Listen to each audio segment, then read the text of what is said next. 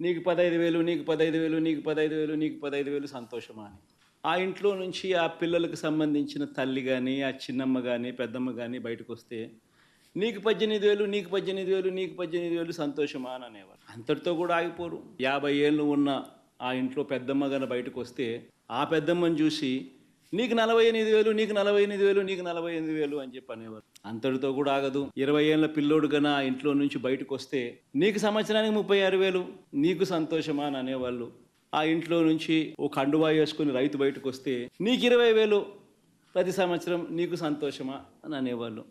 ఇలా సూపర్ 6 అంటూ, సూపర్ 7 అంటూ ప్రతి ఇంట్లోనూ ఇదే మాదిరిగానే దుర్మార్గంగా క్యాంపెయిన్ చేసి, ప్రజల ఆశలతోనూ, జీవితాలతోనూ చెలగాటమాడి, ఇదే పెద్ద మనిషి చంద్రబాబు నాయుడు ముఖ్యమంత్రి స్థానంలో కూర్చున్న తర్వాత ఈ 100 రోజుల్లో చంద్రబాబు నాయుడు చేసింది ఏమిటి అనంటే మోసం, మోసం, మోసం.